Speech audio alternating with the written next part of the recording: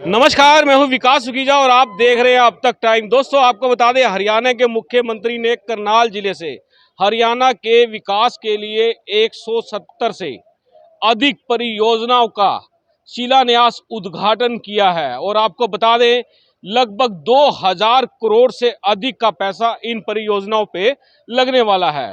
दोस्तों, हम आपको पूरी खबर दिखाएंगे और ये भी सुनवाएंगे मुख्यमंत्री हरियाणा का क्या कहना है। आपको बता दें, मुख्यमंत्री हरियाणा ने एक बार फिर से कहा है कि भ्रष्टाचार को किसी भी कीमत पर पनपने नहीं दिया जाएगा।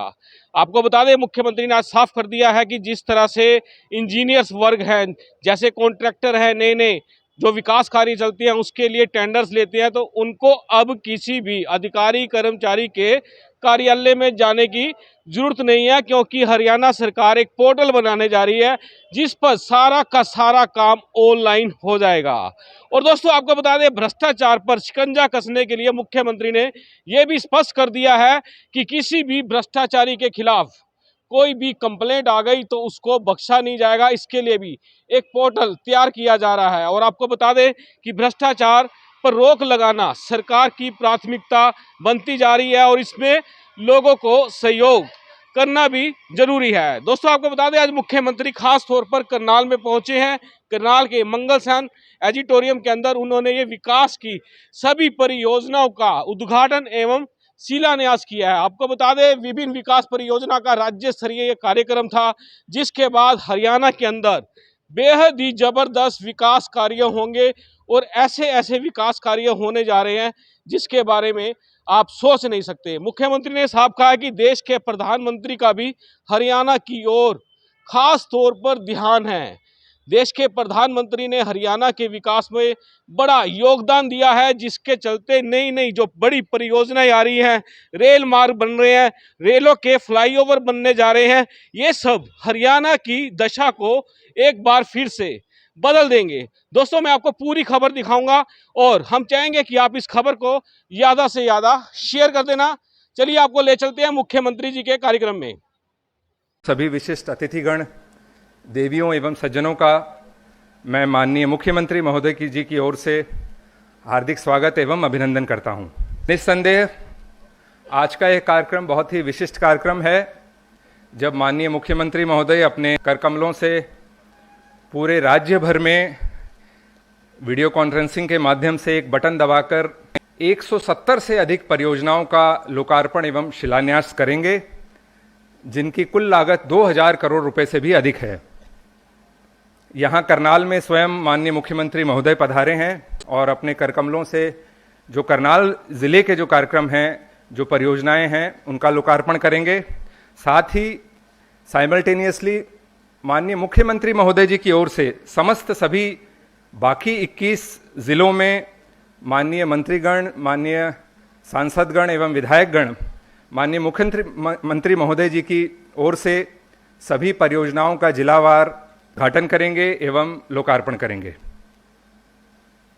यहाँ मैं उल्लेख करना चाहूँगा कि इस तरह के कई कार्यक्रम माननीय मुख्यमंत्री जी के आशीर्वाद से, उनके मार्गदर्शन से इस तरह के पहले कई कार्यक्रम आयोजित किए जा चुके हैं, जिसमें हजारों करोड़ रुपए की परियोजनाओं का लोकार्पण एक साथ एक ही जगह से माननीय मुख्यमंत्री जी बटन दबा के करते हैं।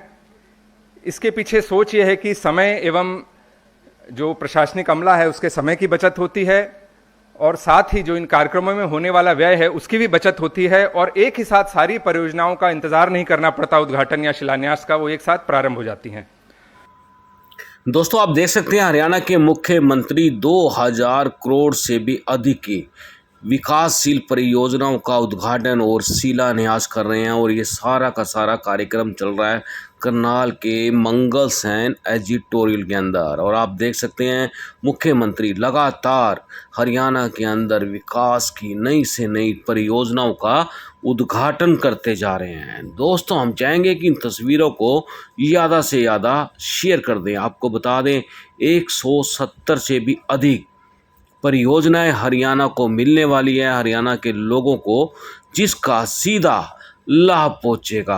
आप देख सकते हैं, सारा का सारा कार्यक्रम करनाल के मंगलसैन एडिटोरियल के अंदर आज आयोजित किया गया है और मुख्यमंत्री लगातार हरियाणा के अंदर विकासशील परियोजनाओं को लागू करते जा रहे हैं। दोस्तों आपको बता दें, इन परियोजनाओं पर 2000 करोड़ से भी अधिक का खर्चा आने वाला है। आप देख सकते हैं तस्वीरों के अंदर पूरा कार्यक्रम चल रहा और मुख्यमंत्री लगातार ये आप देख सकते हैं पर्दा खोलकर यानी कि पर्दा हटाकर परियोजनाओं का उद्घाटन करते जा रहे हैं। दोस्तों हम सुनवाएंगे आपको इन परियोजनाओं से हरियाणा के लोगों को कितना लाभ होने वाला है, क्योंकि मुख्यमंत्री एक अपने भाषण के अंदर ये सारी विस्तार से जानकारी देंगे और वो भी बताएंगे कि भ्रष्टाचार पर किस तरह से हरियाणा के अंदर नकेल कसने की तैयारी की जा रही है। इसके अलावा बता देते हैं ऑनलाइन टेंडर्स यानी कि जो कॉन्ट्रैक्टर हैं, जो ठेकेदार हैं, जो कंस्ट्रक्शंस का काम करते हैं, उनके लिए भी ऑनलाइन पोर्टल चालू किया जा रहा है ताकि किसी भी तरह का कोई भी भ्रष्टाचार ना हो। सीधा पोर्टल पे जाएं, जो भी टेंडर्स निकले हैं उनको वहीं से भरें। चलिए सुनवाते हैं मुख्यमंत्री जी का क्या कहना है। मैं माननीय मुख्यमंत्री महोदय जी से अनुरोध करता हूं उनके आशीर्वचन एवं उद्बोधन के लिए। आज के इस एक बहुत ही ऐतिहासिक अवसर पर, ऐतिहासिक दिन, जिस दिन हम लगभग 2000 करोड़ रुपए से ऊपर की परियोजनाओं का उद्घाटन और शिलान्यास कर रहे हैं, ऐसे अवसर पर सभी 22 जिलों से आज अधिकारीगण, नेतागण, सभी कार्यकर्तागण, जनता के सभी प्रियजन जुड़े हैं।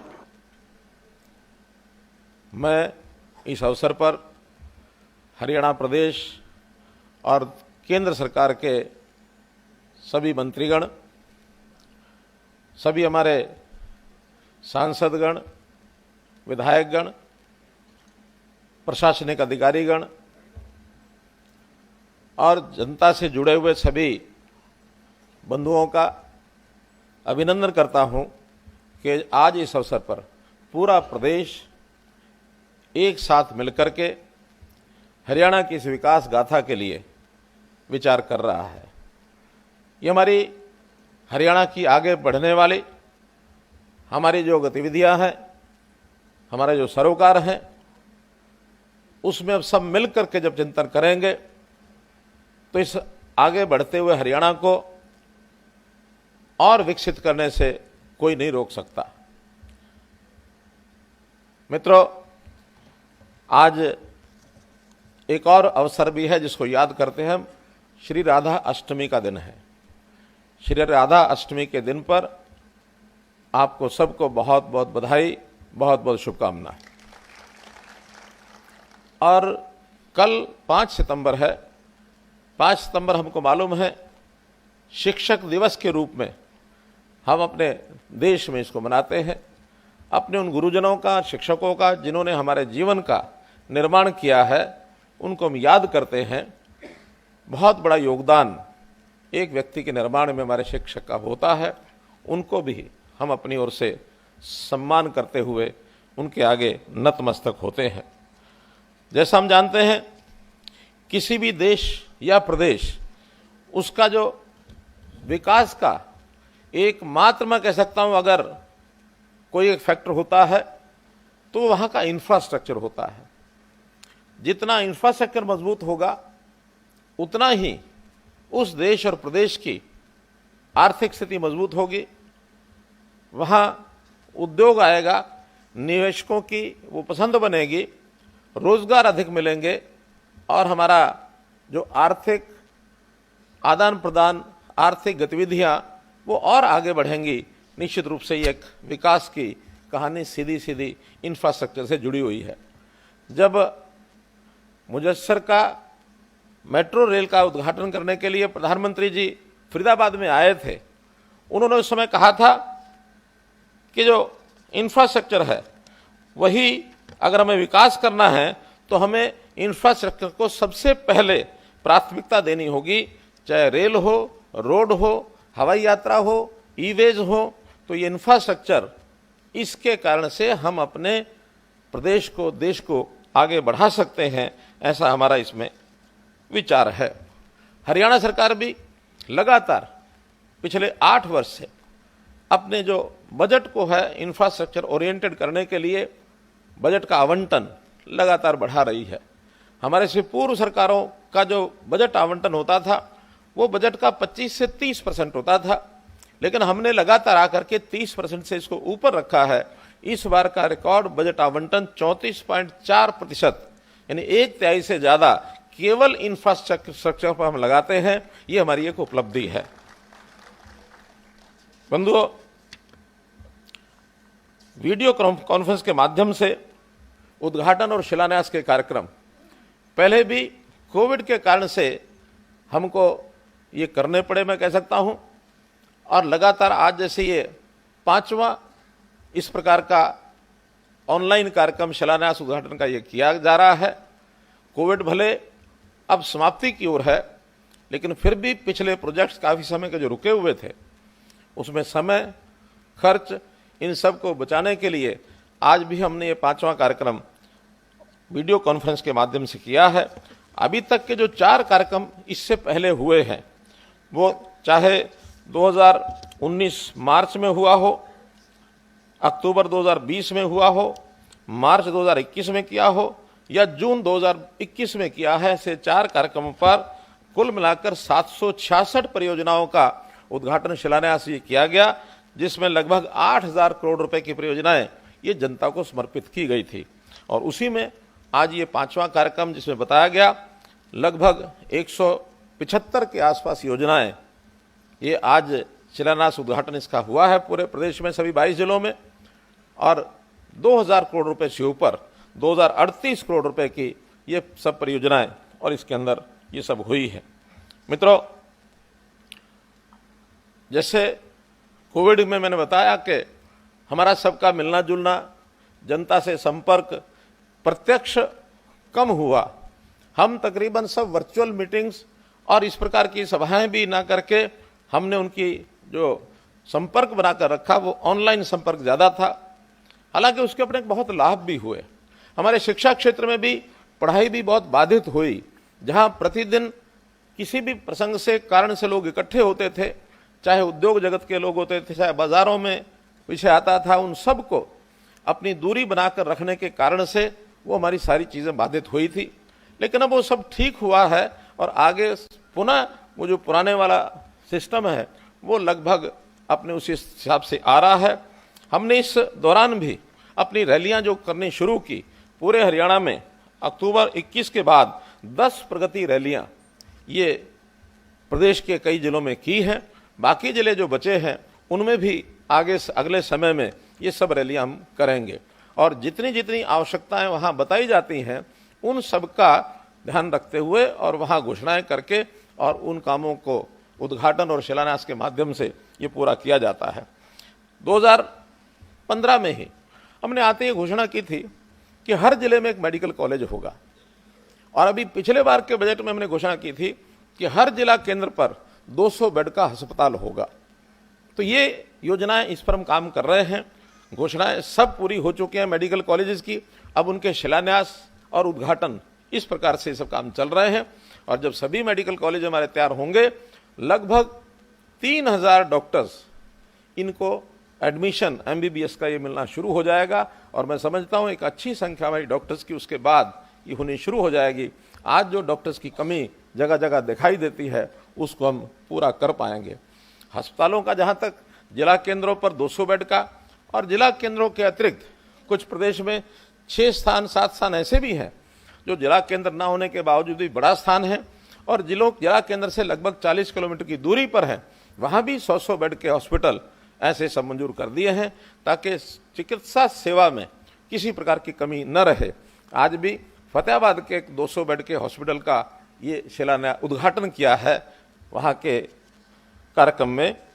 तो इसी प्रकार जहां तक शिक्षा का विषय है, कॉलेजेस का मैपिंग कराने के बाद हमें जहां जहां 20 किलोमीटर के अंदर कॉलेज नहीं है वहां चाहे कोएड का कॉलेज अथवा महिला कॉलेज, इसको हमने खोला है। पिछले 8 साल में लगभग 72 कॉलेज ऐसे नए शिलान्यास उद्घाटन हुए हैं जिसमें आधे से अधिक महिलाओं के, छात्राओं के जो कॉलेज हैं वो हमने खोले हैं। तो इसका भी हम लगभग पूर्ण कर चुके हैं कि 20 किलोमीटर की दूरी में कोई ना कोई कॉलेज अवश्य है। कुछ स्थान ऐसे हैं जहां सरकारी कॉलेज ना होकर के शायद प्राइवेट कॉलेज होगा, वहां भी जो गरीब छात्र छात्राएं हैं, खास करके 1,80,000 रुपए की आय से नीचे के जितने विद्यार्थी हैं, उन सब की फीस सरकारी है तो फ्री होगी, प्राइवेट अगर कोई फीस लेते हैं तो उसको हम सरकार की ओर से रिम्बर्स करेंगे, ताकि ऐसे गरीब विद्यार्थियों को कोई फीस अपने पास से न देनी पड़े। ऐसा हम कर रहे हैं। जहां तक स्कूली शिक्षा है, इसमें भी सुधार किया जा रहा है। स्कूलों का यानी शिक्षा का स्तर अच्छा करने के लिए संस्कृति मॉडल स्कूल ये हम खोलने जा रहे हैं।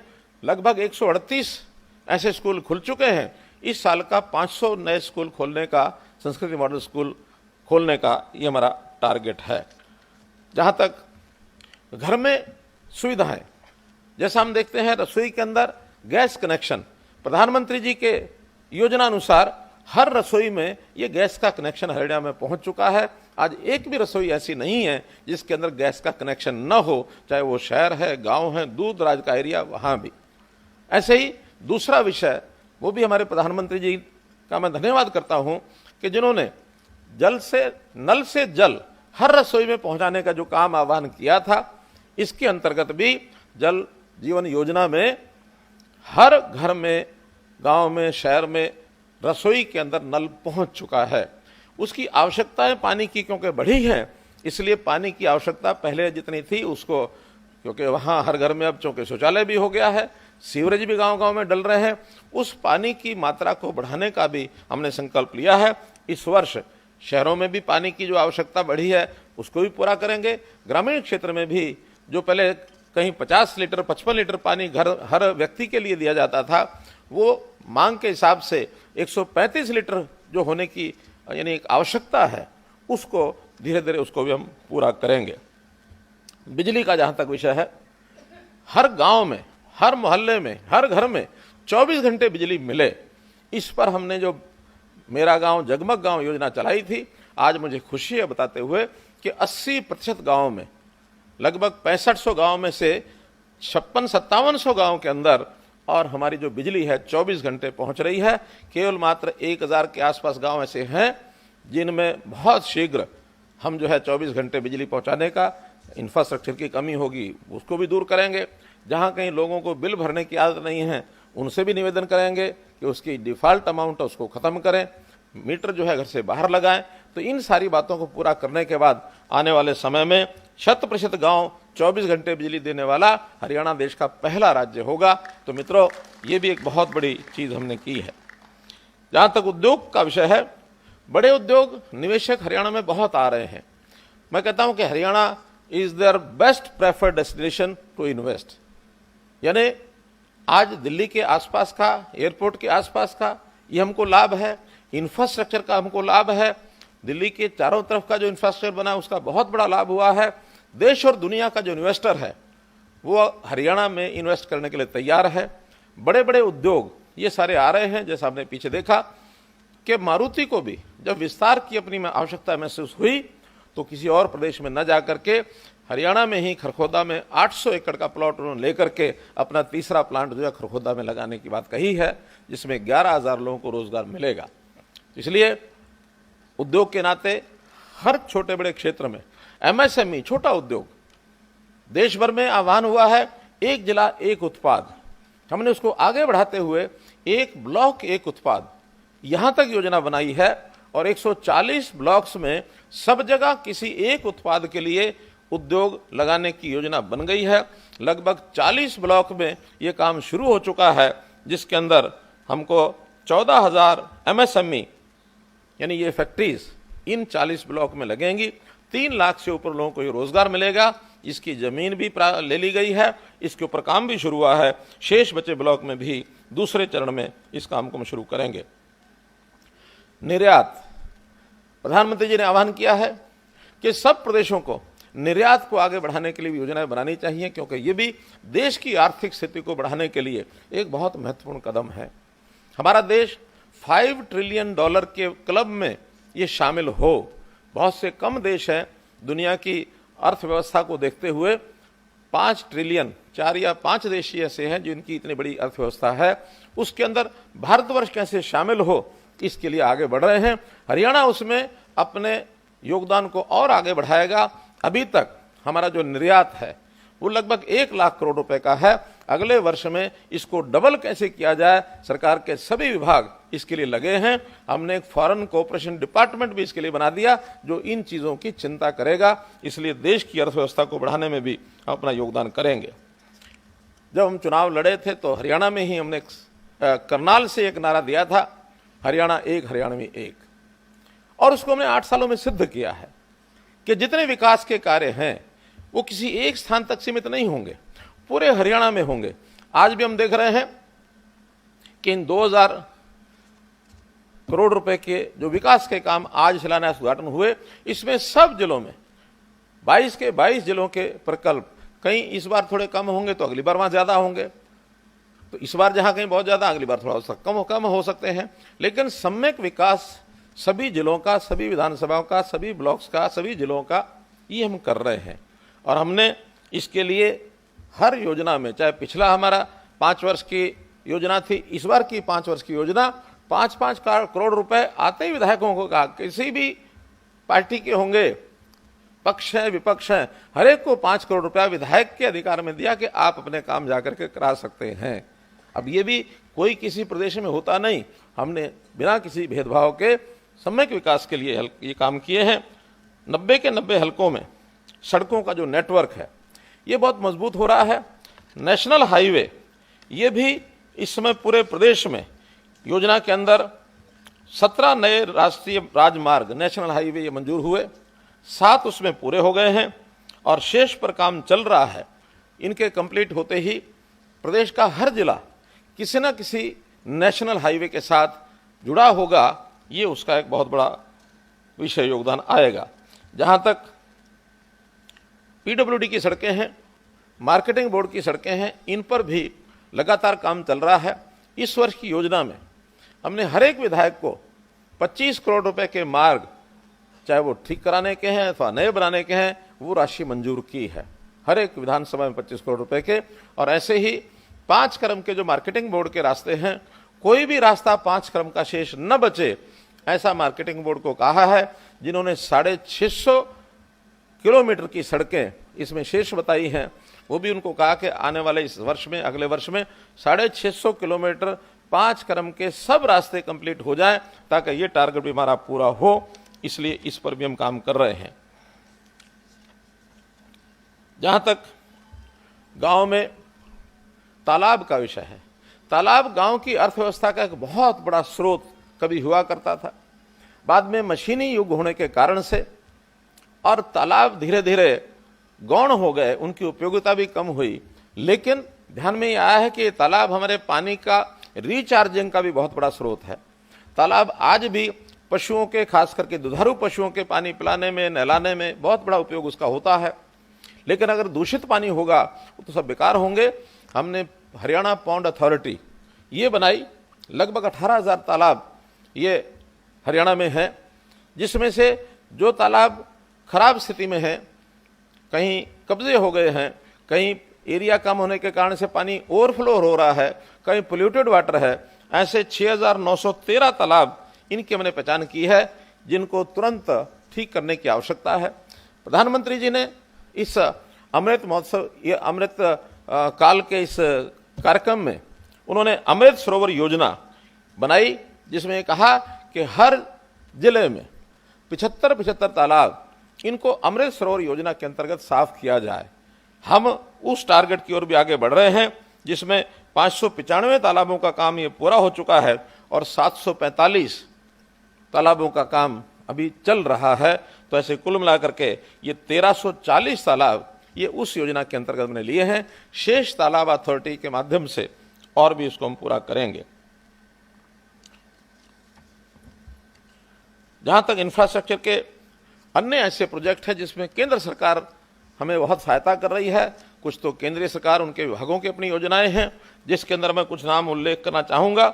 वेस्टर्न डेडिकेटेड फ्रेट कॉरिडोर, इसी प्रकार ईस्टर्न डेडिकेटेड फ्रेट कॉरिडोर, यानी उद्योग का जितना सामान बनेगा और ये फ्रेट यानी डेडिकेटेड फ्रेट कॉरिडोर्स के माध्यम से इनको चाहे बंदरगाह तक ले जाने की बात है, चाहे बड़े स्थानों पर बिक्री के लिए इनका ट्रांसपोर्ट करने की बात है, ये जो डेडिकेटेड फ्रेट कॉरिडोर, उस रेलवे मार्ग पर केवल जो है सामान की गाड़ियां, गुड्स ट्रेन वही चलेंगी, पैसेंजर ट्रेन नहीं चलेंगी, ताकि जो सामान किसी एक स्थान से, मानो दिल्ली से मुंबई 2 दिन 3 दिन लगते थे, लेकिन अब सामान जो है जल्दी से जल्दी वहां पहुंचे, 10 घंटे में 11 घंटे में दिल्ली से मुंबई ये सामान उत्पाद जो है ये पहुंचा करेगा, ताकि उसमें समय की बचत से खर्चे की बचत होती है।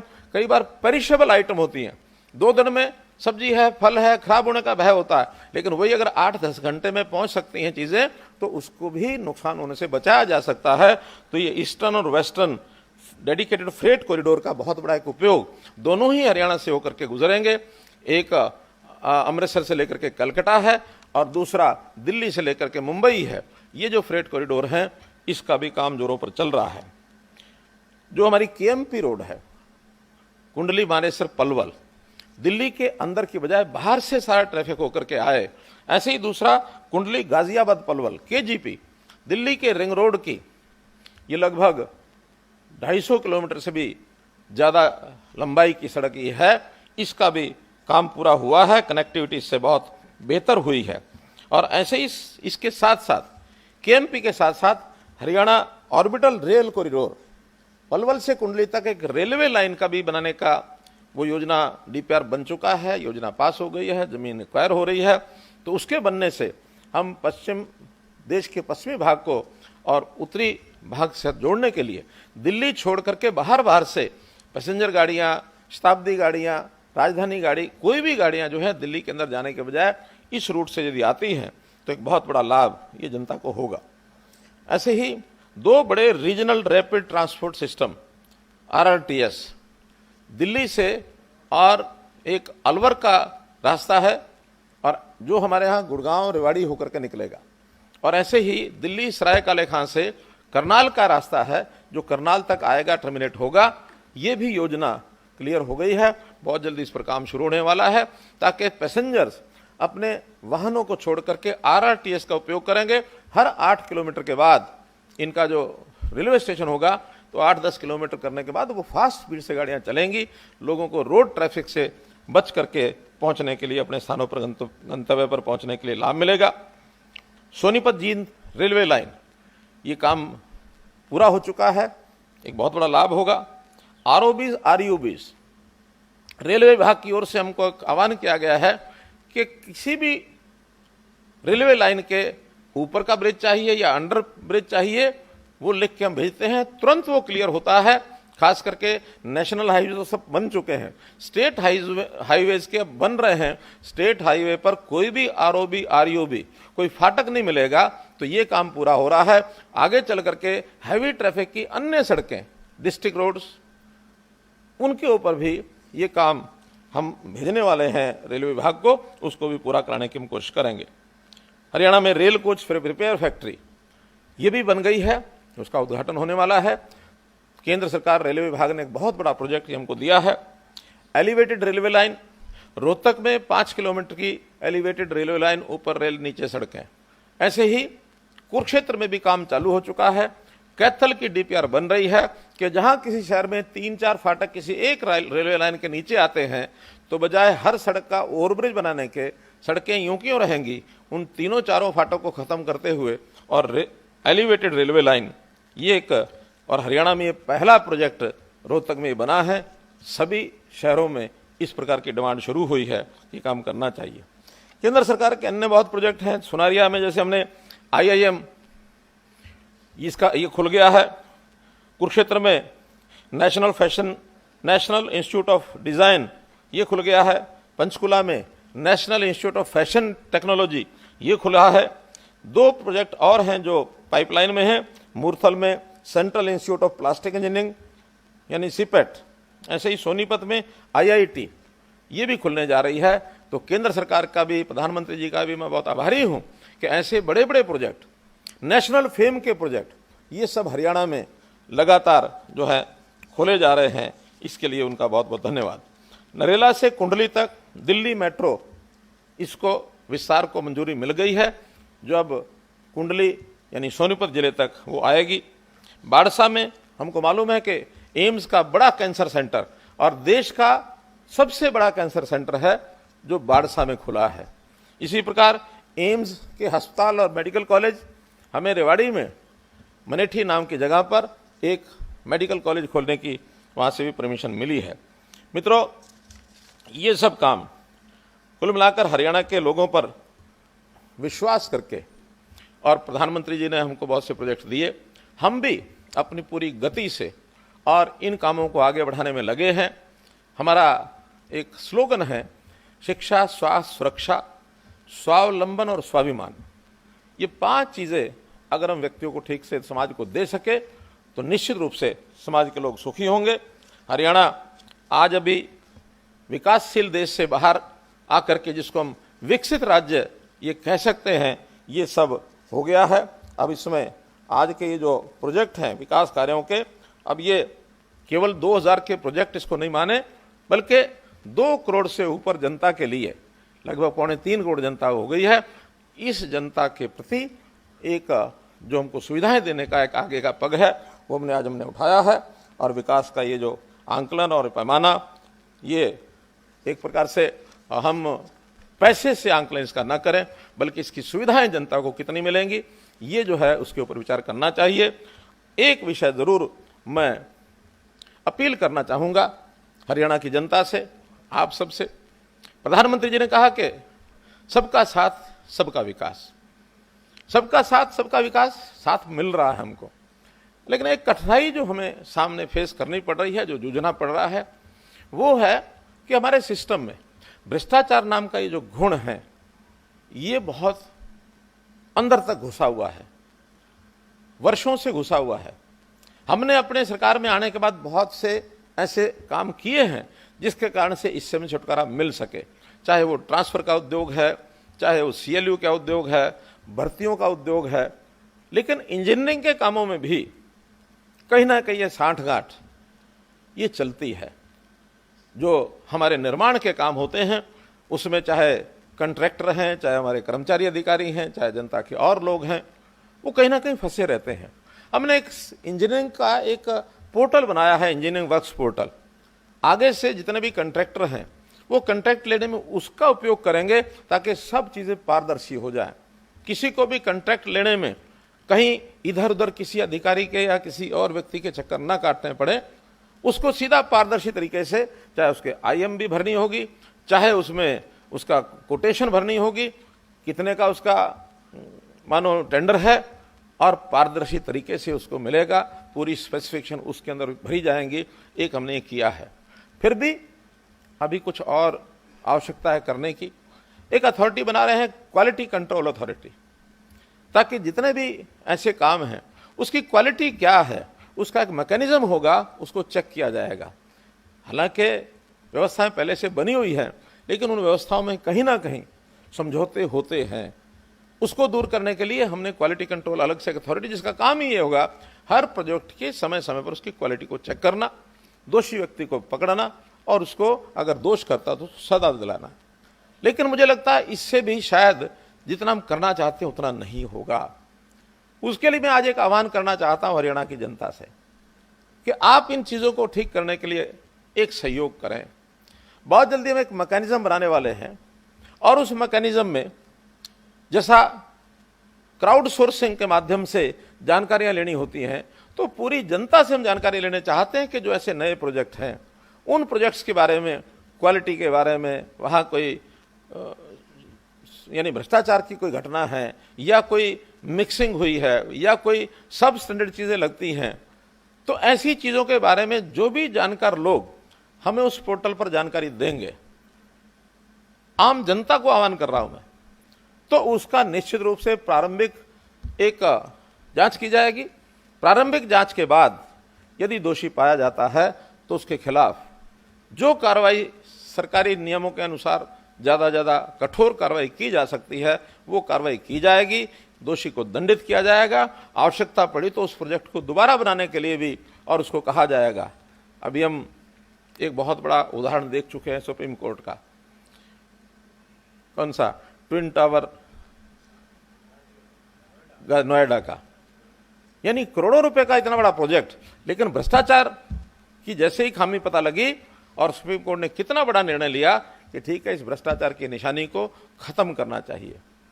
तो निश्चित रूप से बंधुओं, इस विल पावर के साथ केवल सरकार के ही ओर से नहीं, जनता भी अगर उसके साथ खड़ी मिलती है तो जो जानकारी हमको मिलेंगी, निश्चित रूप से इस विषय को भी ठीक करने के लिए हम आगे बढ़ने के लिए तैयार हैं।